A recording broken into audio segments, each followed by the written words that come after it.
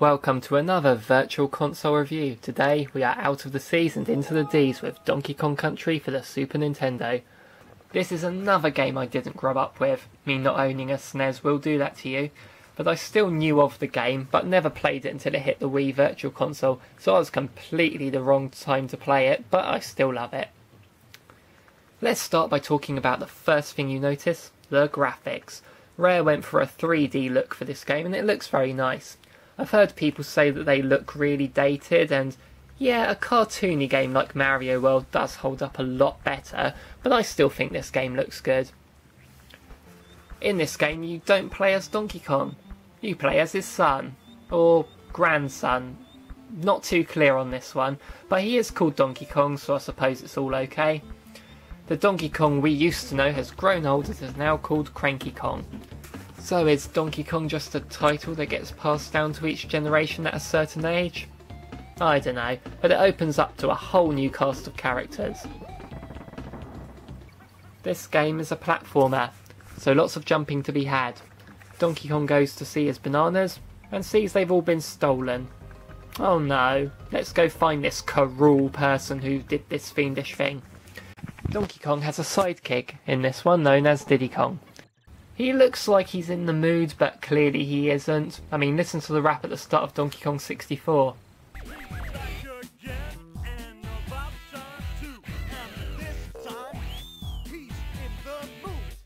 If they're having to point out that this time he's in the mood, that implies he wasn't in the mood before.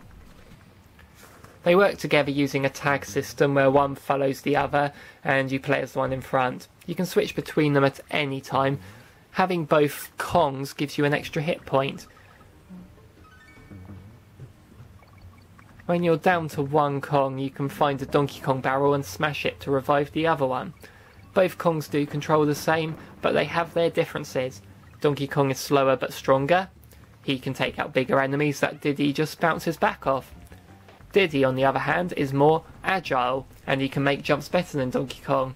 So, if he's a lot more enthusiastic looking, despite not being in the mood, then I'd hate to think what kind of mood Donkey Kong is in. He's probably feeling all grumpy and stubborn. Wait, isn't that why he's called Donkey Kong? Diddy is a more useful Kong to play as though, since he can easily avoid the bigger enemies. One great thing about this game is the variety. Each level tends to bring something different to the last. Look at the first world.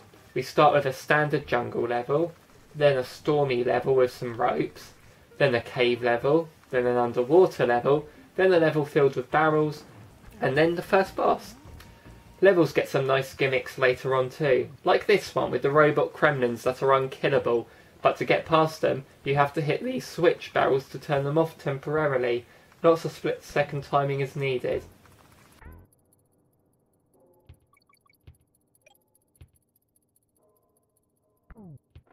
Minecart levels are a staple in Donkey Kong games, and they are a lot of fun and very frustrating at the same time. And now look, I'm on the final straight. Oh damn, that caught me off guard. There are also underwater levels, which I'm not keen on. Luckily though, there's an animal buddy, a swordfish named On Guard, who makes these levels a lot more tolerable. He's not the only animal buddy in the game either.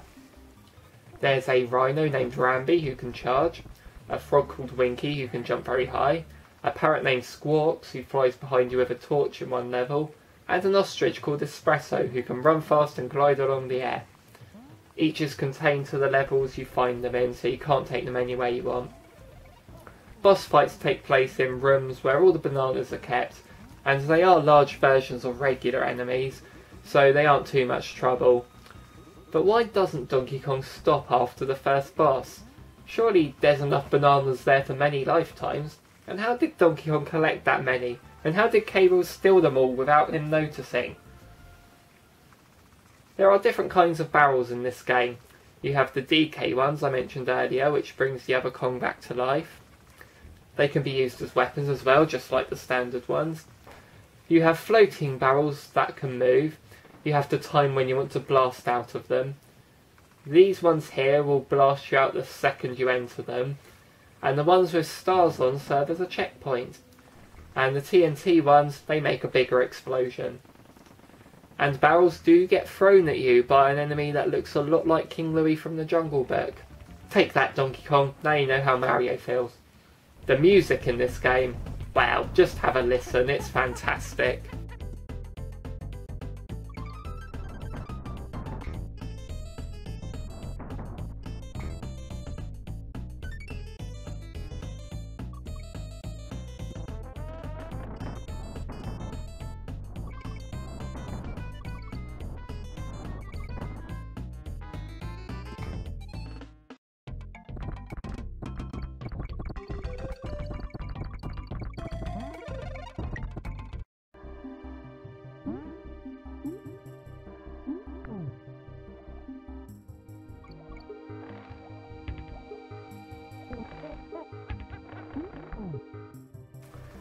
There are a lot of bananas in this game.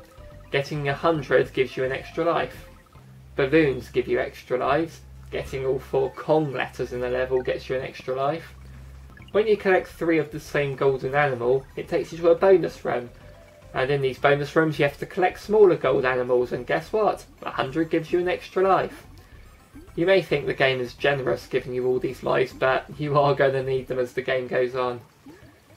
The levels also have bonus rooms hidden around them. These are places where you can get bananas and lives, funnily enough. But they are also important because to beat the game 100%, you need to visit each room.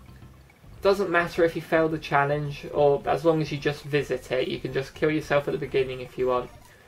When you look at the level's title, if there's an exclamation point, then that means you have visited all the bonus rooms. If not, you've got to go back looking again. The game is difficult, especially on later levels. This is obviously a good thing, but it does draw on the one negative I have to say about this game. Candy Kong serves as a save point. You can go to her at any time and save as often as you like. However, when you're on a world, the only way you can leave that world and go to another is by using Funky Kong's plane. If you're on a world where you haven't reached Candy or Funky yet, as they're always in one place on the map, then there is no way to save the game.